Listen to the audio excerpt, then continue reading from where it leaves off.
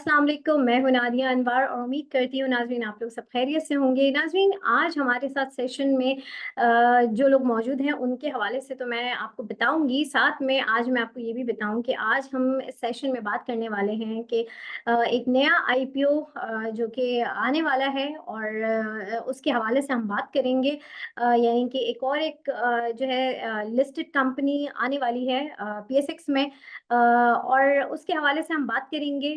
और वो कंपनी जो है जिसके बारे में हम हमेशा से सुनते रहे हैं और काफ़ी सालों का बड़ा प्रॉमिसिंग उनका जो है एक बैकग्राउंड रहा है, जो है मैं बात कर रही हूँ फास्ट केबल की।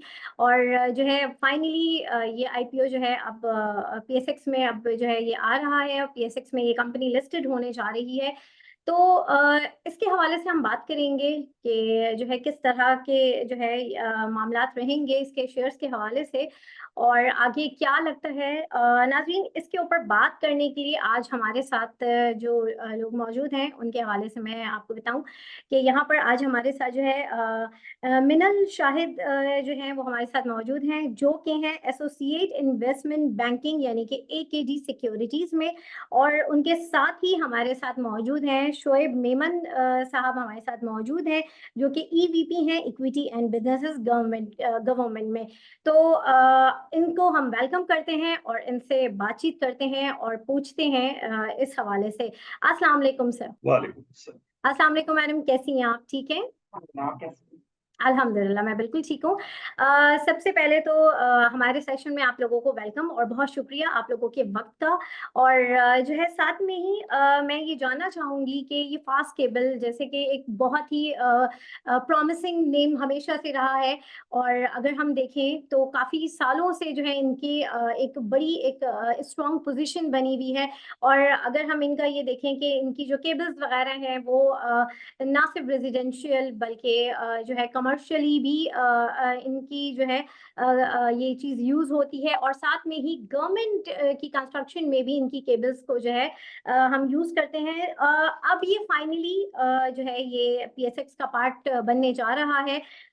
तो इसके हवाले से तो सबसे पहले तो मुझे ये बताएं कि इसकी बुक बिल्डिंग हो चुकी है और अब कमिंग फ्राइडे को जो है इसकी लिस्टिंग होने जा रही है पीएसएक्स में।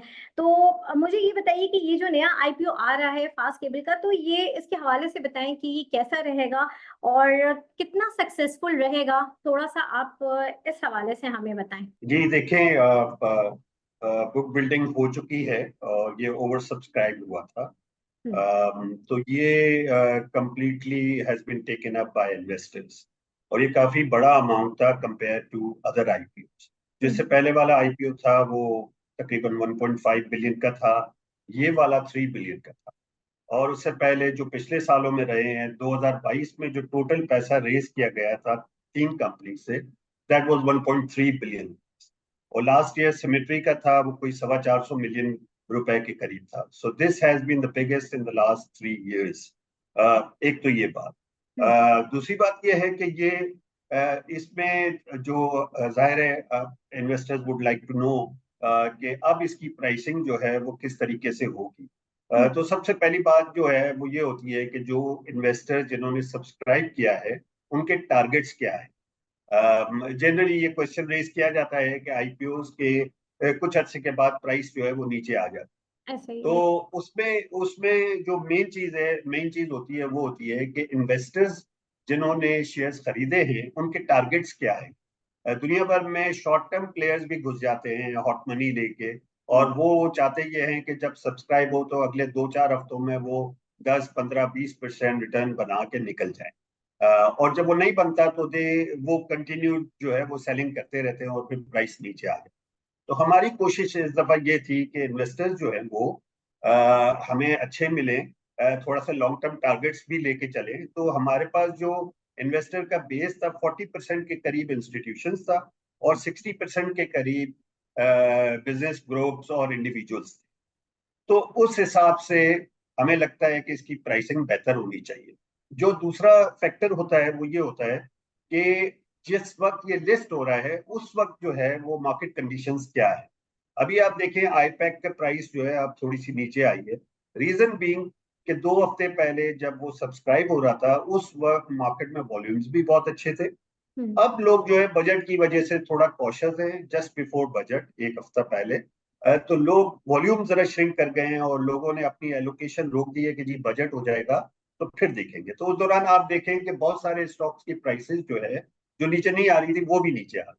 तो बिल्कुल। मार्केट कंडीशंस जो है वो भी डिटरमिन करते हैं। नंबर 3 फैक्टर्स ये है कि जब जी प्राइसिंग जी सर, जो जो लेफ्ट बिहाइंड होते हैं जिन्हें एलोकेशन नहीं हुई होती, तो डिपेंड करता है कि उन्होंने अपनी एलोकेशंस अभी रखी है या जो है कहीं और पैसा लगा दिया। तो ये सारी चीजें जो है वो फैक्टर को डिटरमिन करती हैं। हमारे हिसाब से फास्ट केबल की प्राइसिंग जो है वो आईपीओ जो प्राइस है उससे ऊपर रहेगी इंशाल्लाह। और इसमें जो है इन्वेस्टर्स का इंटरेस्ट रहेगा क्योंकि it's a good company, it's a very good company. हमारा जो जनरल फीडबैक है इंस्टीट्यूशन से, कॉर्पोरेट से, इंडिविजुअल से मिलके कि the company is very good, the sponsors are very good और उनकी एक प्रोएक्टिव अप्रोच है बिजनेस में। और इसी वजह से they have taken the lead and they are now the number 1 cable manufacturing company in Pakistan. अच्छा, इसमें एक और चीज भी मैं ऐड ऑन करूंगी जहां तक बात है प्राइसिंग की। प्राइसिंग हमारी 23.5 पे थी। हमने रखी थी ताकि अगर आप मल्टीपल्स देखें, it's based on multiples, right? So जो केएससी इंडेक्स का है मल्टीपल ऑलरेडी 5.5 जो करंट चल रहा है वो 5.5 पे है। And we price at a multiple of 6.28, right? And अगर हम एक ही इसकी कंपैरेटिव जो प्योर में इंडस्ट्री आती है वो जो लिस्टेड है वो है पाकिस्तान केबल्स। और अगर आप अभी करंट उसका मल्टीपल देखें तो 18.5 का है। दैट मीन्स कि हमने जो प्राइसिंग उसकी की है और जो ऑलरेडी जो लिस्टेड कंपनी है उसकी प्राइसिंग उसके मल्टीपल में there is gap and there is a lot of room for the investors to invest in this company on the basis of multiples as well. सही। अच्छा, ये तो यहाँ पर आपने बिल्कुल ये बात कही कि जो है इसकी कॉम्पिटिटर जो है पाकिस्तान केबल्स है और उसकी पोजीशन काफ़ी अच्छी है। तो यहाँ पर जैसे कि कोई भी नई कंपनी आती है तो उसमें लोगों का इंटरेस्ट भी काफ़ी होता है। तो कहीं ऐसा तो नहीं होगा जैसे रोशन पैकेजेस में हुआ था कि लोगों ने जो है उसमें उससे पहले 100% जो है अपना दिया, उसके बाद जो है वो एकदम से जो है वो नीचे आया। तो ऐसे में इन्वेस्टर्स को क्या करना चाहिए अगर इस तरह की कोई सूरत हाल हो जाए, तो क्या करना चाहिए? और क्या प्रॉफिट टेकिंग करनी चाहिए या फिर कुछ टाइम के लिए होल्ड रखना चाहिए? क्या इसमें आप सजेस्ट करेंगे? ओहो, रिफाइनरी लेना था, मिस हो गया। अरे यार, पीएसयू लेना था, वो भी मिस हो गया। अगर आप भी अपने किसी ज़रूरी काम में मसरूफ़ रहते हैं और स्टॉक मार्केट की तरफ ध्यान नहीं होता, पीएसएमयू लाए है आपके लिए ट्रेडिंग सिग्नल सर्विसेज। अगर आप पीएसएमयू की ट्रेडिंग सिग्नल सर्विसेज अवेल करना चाहते हैं, WhatsApp me now and ask me how. देखिए, स्टॉक मार्केट में एक फैक्टर नहीं होता, बहुत सारे फैक्टर्स होते हैं। पॉलिटिकल फैक्टर्स होते हैं, इकोनॉमिक फैक्टर्स होते हैं। आप देखें अगले हफ्ते बजट है, मॉनेटरी पॉलिसी कमेटी आएगी और वो उनकी मीटिंग है तो उनका डिसीजन आएगा, तो मार्केट विल बिहेव अकॉर्डिंगली। लेकिन हमारा क्लियर मैसेज यही है कि if you like the company, जो कि हमने जिस तरीके से उसके नंबर्स बताए हैं आपको, and I think it's a very good company, so one should not sell in panic in case there is a price downside. हमारे हिसाब से जिनको नहीं मिला उन्हें माल खरीदना चाहिए and I think it's a good opportunity, it will be a good opportunity to buy the stock. अच्छा, इसी पर मैं फंडामेंटली आपको बताऊंगी। तो जैसा आपने कहा और मैंने मेंशन किया कि पाकिस्तान केबल्स का अगर 18.5 है, तो अगर हम इसके फंडामेंटल्स पे जाएं, इसके फाइनेंशियल्स देखें, तो comparative to Pakistan cables it has greater growth in terms of top line. It has a higher value, like इसके जो revenue अभी FY23 का जो CAGR है, 5-year CAGR was of 46%, and it comes पहले पाकिस्तान जो इसकी टॉप लाइन पे अगर हम जाएं तो पहले फास्ट केबल्स आता है, इसके बाद it is the largest electrical cable manufacturer in Pakistan, और इसकी सबसे अच्छी बात जिसकी वजह से फंडामेंटल्स वी कैन जो हम लोग फ्यूचर में देखते हैं इसके फ्यूचर फंडामेंटल्स की ग्रोथ, वो उसकी बेसिस है कि इसके पास 2 CCV line, they are pioneer in CCV line technology, they are pioneer in aluminium alloy plant and relay conductors, जो कि पाकिस्तान में किसी और के पास नहीं है. It is the only player in Pakistan which has aluminium alloy plant and relay conductors. इसके पास कीमा gold certification भी है, which makes this company fundamentally very strong. और इसकी वजह से we can have a very strong growth in future. That's what we forecast. अच्छा, ये भी एक कॉन्सेप्ट है कि जो आईपीओस की जो हिस्ट्री है वो इतनी सक्सेसफुल नहीं रही है लास्ट टाइम. जो ऑक्टोपस के हवाले से मैं बात करूंगी कि वो लोगों ने बहुत ज़्यादा उसमें जो है लिया और उसने 100% गेन भी दिया, लेकिन उसके बाद जो है उसमें एज सच कोई उसके बाद जो है वो नीचे आया. तो और अगर हम अपने पड़ोसी ममालिक में भी देखें तो वहाँ भी यही कॉन्सेप्ट लोगों में एक जनरली है कि इतना सक्सेसफुल नहीं होता है. तो ऐसे में क्या जो है क्या थीम होनी चाहिए, क्या लॉन्ग टर्म के लिए रखना चाहिए इसको, या फिर जो है इसको मतलब देखना चाहिए 1 साल तक लॉन्ग टर्म के लिए देखना चाहिए, या फिर ये कि बस प्रॉफिट टेकिंग करके इसको जो है बस चलाना चाहिए काम, क्या करना चाहिए इसमें, क्या आप देखते हैं? जी, उसमें स्ट्रैटेजी देखें, अगर कंपनी अच्छी है, रिलेटिवली चीपर है मल्टीपल्स पे, जैसे कि मिनाल ने बताया कि पाकिस्तान केबल्स की वैल्यूएशंस बताई, इसकी वैल्यूएशंस बताई. साथ में मैं ये भी ऐड करूंगा कि अगर आप नेबरिंग कंट्री इंडिया में देखें तो केबल मैन्युफैक्चरिंग कंपनी के मल्टीपल्स ही 17 टाइम्स से शुरू होते हैं और 55 टाइम्स तक जाते हैं. तो ये है कि वहां पे भी ये कंपनीज जो है प्रीमियम पे ट्रेड करती हैं.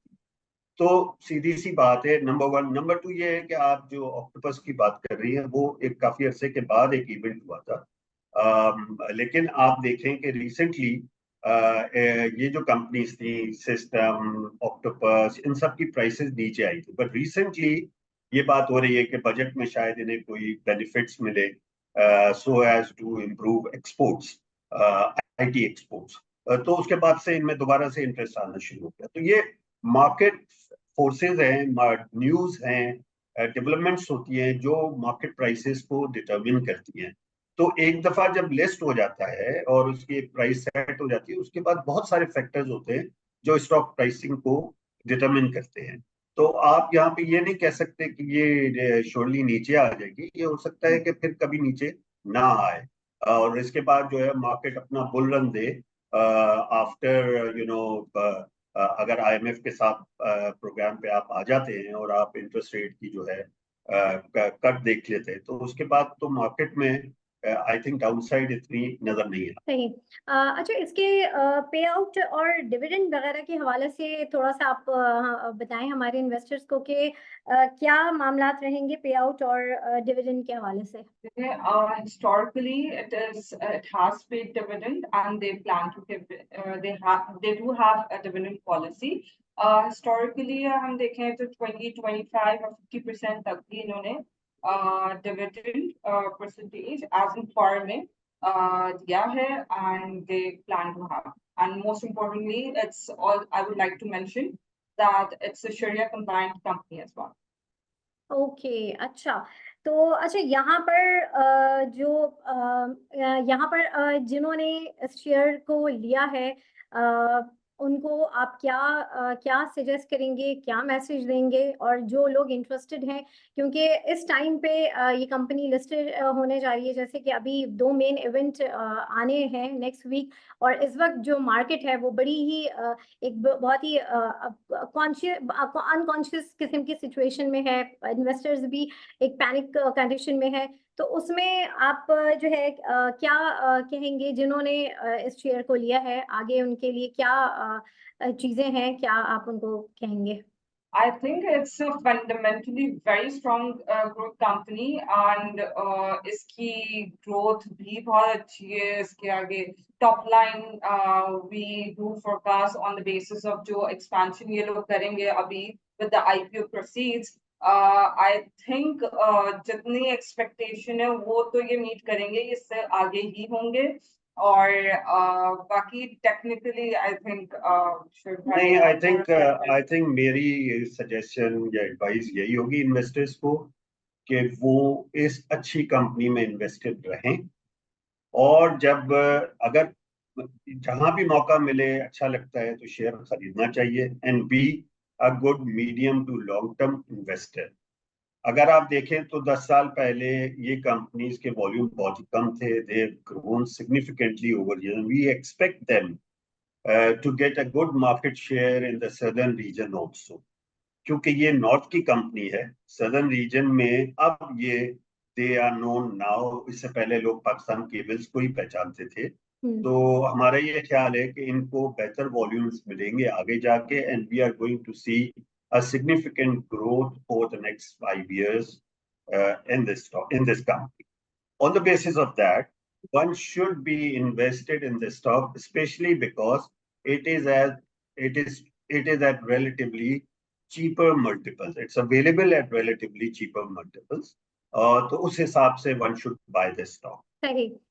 सर एक आखिरी सवाल ये कि मुझे ये बताएं कि पाकिस्तान केबल और फास्ट केबल, इन दोनों में अगर डिफरेंस डिफरेंस किया जाए, क्या डिफरेंस है दोनों में? और क्योंकि दोनों एक दूसरे के कॉम्पिटिटर्स हैं, तो क्या आपको लगता है इन दोनों के हवाले से एक डिफरेंस बता दें दोनों का। अच्छा, मेनली डिफरेंस यही है कि वो रिले कंडक्टर्स जो मैंने मेंशन किया वो पाकिस्तान केबल्स के पास नहीं है। They do have CCB line, but fast cable has got 2 CCB lines, और अभी एक्सपेंशन के साथ they will have for sure top line भी इनकी ज्यादा है comparative to fast cables। अगर हम fast cables की देखा जाए तो FY23 में 32.8 बिलियन की है, जबकि पाकिस्तान केबल्स की FY23 के नंबर्स हैं 21.6 बिलियन के। So comparatively fast has got great, क्योंकि वो उस मार्केट में ही नहीं है जिसके रिले कंडक्टर्स है। दूसरी चीज ये, fast cables only have aluminium alloy plant, जो कि पाकिस्तान केबल्स के पास नहीं। So that is the main difference. और आई थिंक peer कंपनीज है फॉर श्योर, लेकिन with in the peer companies भी अगर हम ये इसके प्रोडक्ट पोर्टफोलियो में जाते हैं तो दैट्स द बेसिक। सही। बहुत शुक्रिया मिनाल साहिबा आपका, और शोएब सर आपका बहुत शुक्रिया आप लोगों के वक्त का। और जो है हो बेस्ट ऑफ लक। फ्राइडे को जो है इनकी लिस्टिंग है, तो इंशाल्लाह जो उम्मीदें हैं और जो है आगे हो फॉर द बेस्ट इसके लिए। और नाज़रीन, इसी के साथ ही आज के सेशन से मैं आप लोगों से इजाज़त लूंगी। आप लोगों से इंशाल्लाह फिर मुलाकात होगी, तब तक के लिए अल्लाह हाफ़िज़।